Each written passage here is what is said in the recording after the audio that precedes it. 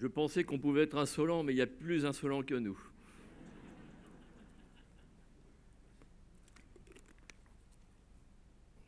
Bien, si nous nous sommes concentrés avec un rapport syndical ou d'activité sur l'année syndicale, sur nos actions, je ne vais pas m'appesantir sur ces sujets-là. Je vais prolonger un petit peu la table ronde sur les années à venir et ce qu'on peut attendre du syndicalisme pour demain. Si la FNSEA a obtenu de nombreux acquis pendant ses 70 ans, elle le doit aux luttes pour défendre le monde agricole. Les victoires d'hier ont été permises par des actions de masse, en grand nombre, et par l'unité paysanne.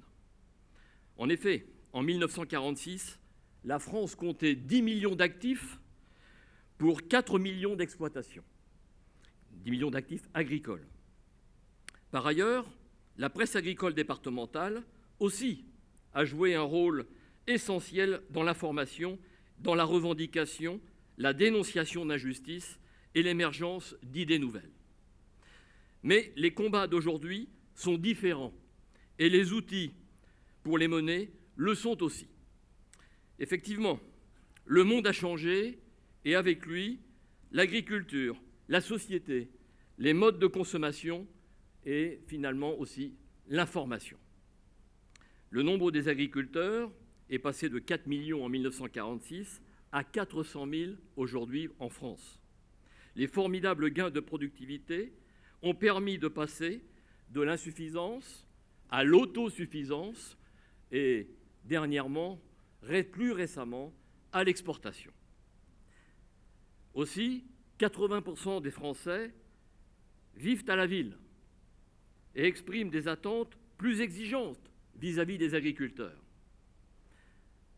La grande distribution fournit désormais 75% des besoins alimentaires des Français. La concentration excessive de la distribution a complètement marginalisé l'acte de production.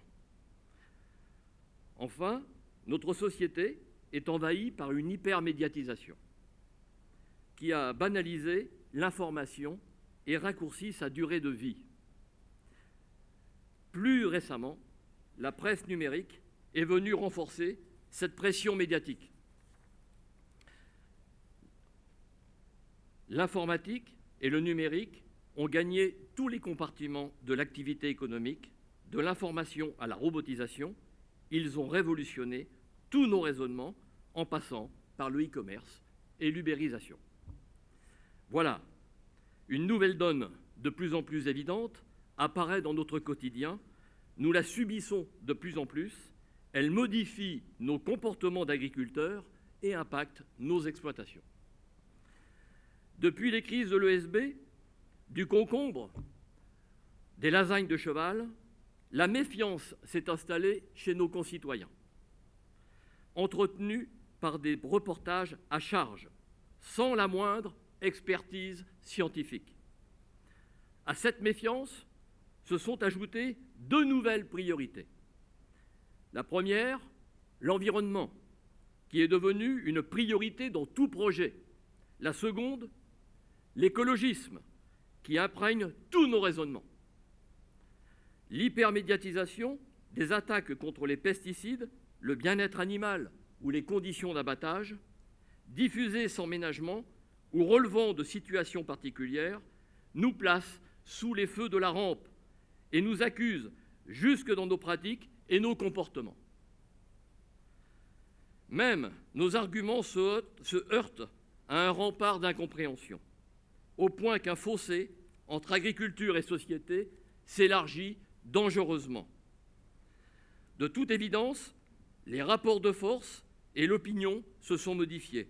L'agriculture productive ne serait supportable que si elle ressemble à celle d'antan ou à celle de nos grands-parents. Désormais, un nouveau challenge se pose à nous, les agriculteurs. Quel syndicalisme devons-nous proposer à nos adhérents pour les années à venir? Ça a été rappelé cet après-midi par Éric. Depuis 18 mois, la crise agricole sévit et impacte la plupart des productions animales, du lait à la viande. faute de prix rémunérateurs. Il y a eu le temps de la revendication pure pendant l'été 2015, puis celui du lobbying exercé auprès des administrations, des parlementaires, du gouvernement. Enfin, après la négociation, est arrivé le temps des propositions et de la co-construction, comme l'affirmait tout à l'heure Maximin Charpentier.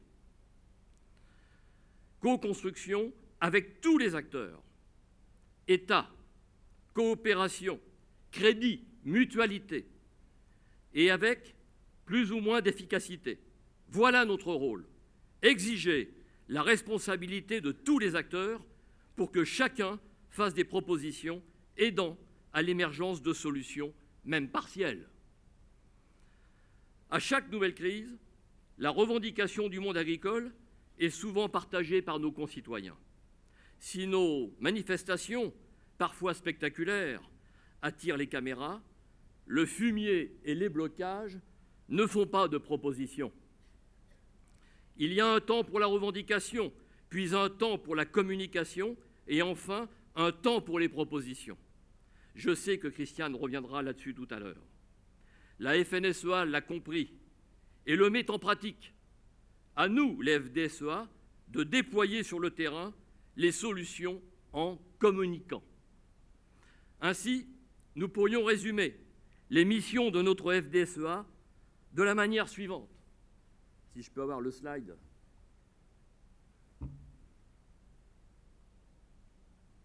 Qui va bien? F, comme fédérer. Fédérer toutes les agricultures pour que notre syndicat affirme sa légitimité. D, comme défendre. Défendre les agriculteurs et leurs intérêts en préservant la proximité. S, comme servir.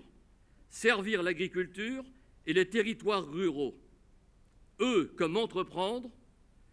Être facilitateur de solutions et promoteur des filières. A, comme agir. Mener des actions sous toutes les formes, utiles et efficaces.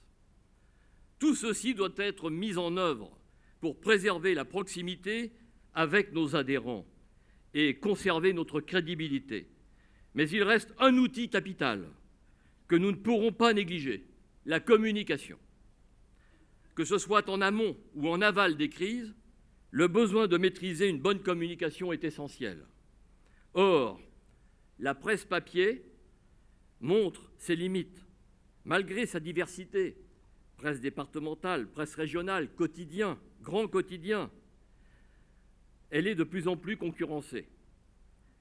Les chaînes de télévision publiques diffusent les grands sujets agricoles, mais de nouveaux concurrents ont fait leur entrée sur le marché de l'information. Je pense aux chaînes d'information en boucle, 24 heures sur 24, qui sont venues renforcer l'information télévisée. Mais l'association de l'image à l'information nous est parfois défavorable et réductrice. Avec le numérique, de nouveaux vecteurs d'information ont capté une nouvelle frange du public, souvent plus jeune. La presse numérique a déjà prouvé sa performance grâce à l'Internet et plus récemment, les forums de débat public, les consultations publiques qui recueillent les contributions des internautes. Enfin, les réseaux sociaux sont venus compléter ces moyens de communication. Ces derniers sont peu utilisés par les agriculteurs, mais véhiculent une forme de communication plutôt convaincante et partisane, bien utilisée par nos détracteurs. Les messages doivent y être clairs et courts à la fois pour séduire un public averti. Les agriculteurs ne sont pas encore assez aguerris vis-à-vis de ces nouveaux outils, même si un certain tri est à faire dans les contributions, qui, parfois, polluent les débats. Mais nous ne pourrons y échapper et nous devons les maîtriser pour faire avancer nos idées. La rapidité de diffusion et la rédaction de ces messages percutants sont des atouts capitaux pour agir sur l'opinion et acquérir un public à notre cause. Par rapport à la presse, ils ont l'avantage de conserver leur authenticité sans être déformés. Ces mesures de communication sont incontournables, ces moyens de communication sont incontournables pour aider les agriculteurs à retrouver une juste place dans la société d'aujourd'hui. Nous venons de faire le constat que notre société avait changé, mais que devant le nombre décroissant des agriculteurs, la FNSEA doit toujours afficher une solidarité entre toutes les productions et surtout privilégier le collectif au lieu de l'individualisme. Même si le levier du nombre restera un moyen de pression efficace pour attirer les médias sur le théâtre de nos actions, il nous faudra imaginer d'autres relais pour faire passer nos messages.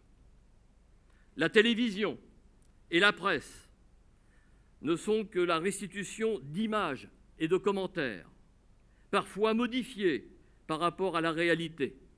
Les agriculteurs devront s'approprier d'autres vecteurs de communication plus en adéquation avec le progrès, tels que le numérique, caractérisé par la réactivité et l'universalité des messages envoyés. Pour conclure, la société française ne peut se couper de ses agriculteurs, car l'agriculture fait partie des solutions pour renouer avec la croissance. Et à ce titre, elle mérite de retrouver une véritable place stratégique dans l'économie nationale. Pour cela, l'action de terrain se poursuivra, mais elle devra être complétée par un travail de réflexion et de proposition relayé par une communication performante, afin de faire émerger les solutions aux problématiques de demain. Si nos méthodes doivent évoluer, l'unité paysanne, chère à Gilbert Martin, esprit de base de notre syndicalisme, doit perdurer, car chaque agriculteur, pris individuellement, ne pourra jamais rien obtenir seul. Et ne compter que sur soi, c'est risquer de se tromper. Je vous remercie.